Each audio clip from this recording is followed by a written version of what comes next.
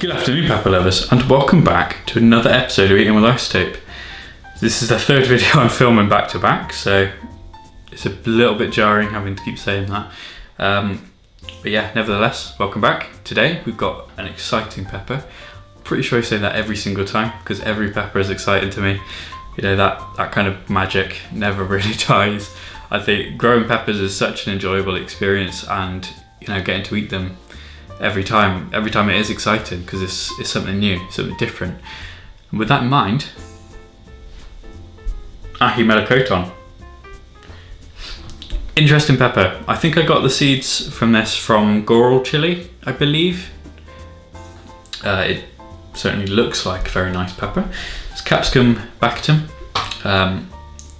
Sort of middling heat level, I think, on this. Maybe, you know, a little bit less than the Cholula Roro Amarillo. I'm hoping anyway, because that one's quite hot. Let's hope it's not too severe, or for you guys, I hope that I'm doubling over in pain, because I know how much you like watching that. There we go then. Like that, I reckon. There we go. Fail. Oh, god damn it. Making a right pig's ear of this. God, that's a thick pod. Wow. Okay. Drink that one in. Whew. Right, I'm back from chopping the pepper. Unfortunately for me, it smells very spicy, very fragrant, very aromatic. It's got that classic bactum smell to it, that kind of fruity spiciness, which I do really appreciate that and enjoy that in a pepper. So yeah, I'm looking forward to trying it. Now, a bit of background about this plant. It's actually been really annoying to grow this one. It was very healthy all the way through growing, but for some reason the flowers, like, they appeared on the plant, it grew to a certain size, and the flowers came. The flowers didn't open for like at least a month and a half, and they were just hanging there waiting to open. So I think it must be the longest I've ever waited for a flowering plant to actually flower, which means that the harvest on it's going to be delayed. I've probably got almost 100, maybe over 100 pods on my two plants combined out there, and I'm probably going to be waiting until like October, November for them to ripen now, if they ripen at all. So it's been quite annoying to grow, which is why I'm thinking, you know, give me a reason to not grow it next year. Make this taste like shit. Don't particularly want the burden to grow it again, even though I have crossed it with the variegated Sugar Rush. But that pod may not even ripen up, to be honest. And I did that cross like almost 2 months ago to the day, actually. But yeah, without further ado, you can see the cross section I'm about to eat here. It's about half the pod. I'm just going to go for it and hopefully not have too much pain. But the smell of it's telling me that I'm going to be in some pain. So let's just do this.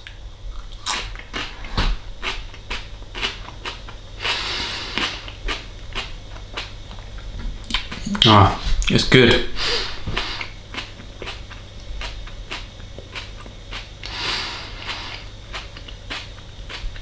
Wow.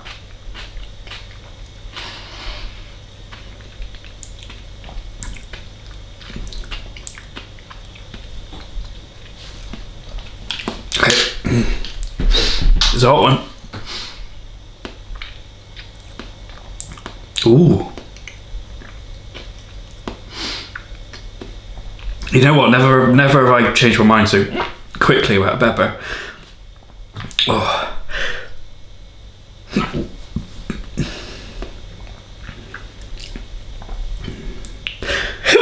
Oh, I just gotta sit this one out.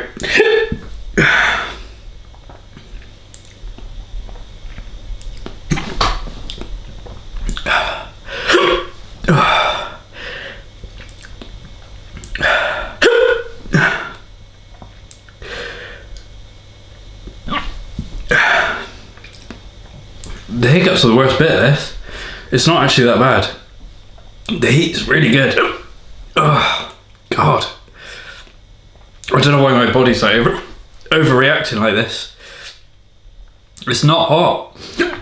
Go away, hiccups. Fuck off. It ain't that hot. Oh man. So many mixed emotions about that pepper.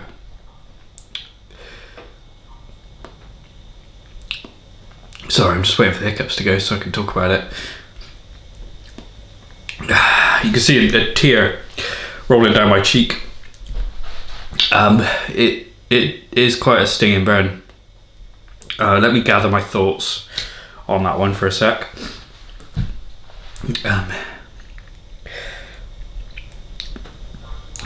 Just got to compose myself. It's hot. My mouth is on fire at the moment. It makes it really difficult to talk.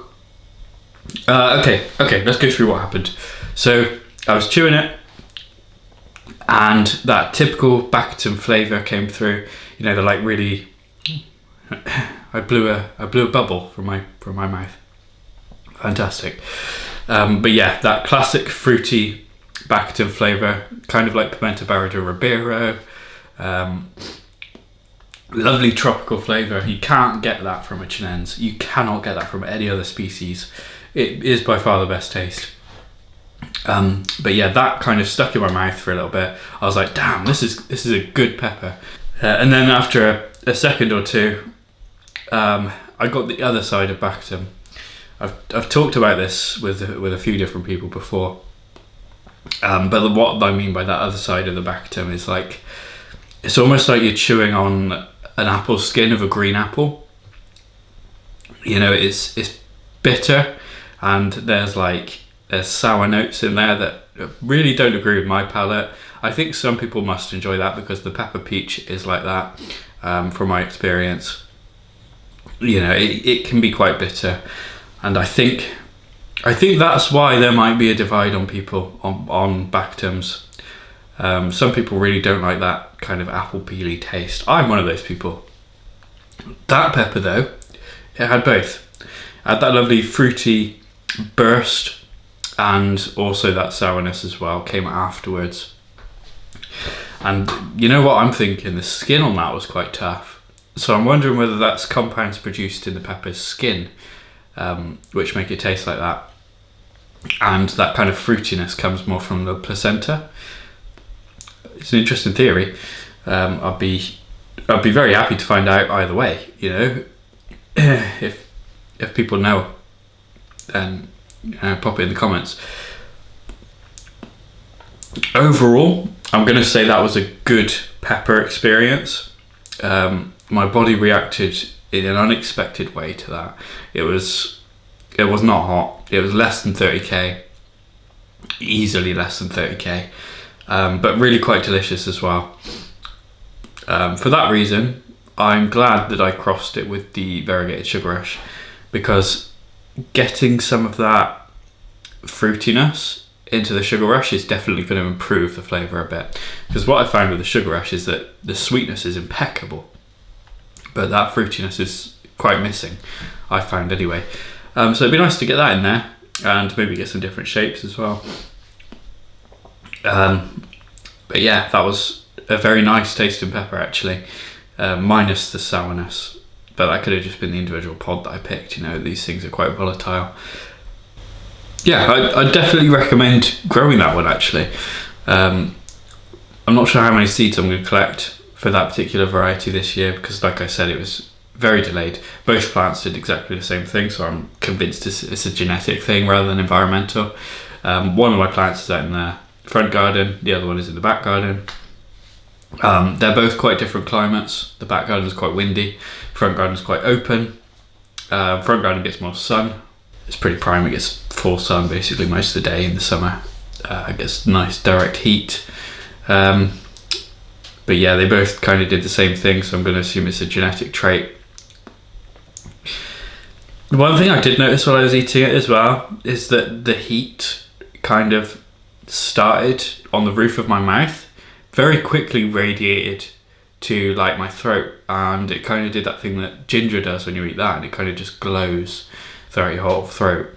So that's quite a nice burn for me. but it also then migrated to the top of my tongue. Quite a stinging burn towards the middle to the end of the burn. I think that's probably what intensified the hiccups for me.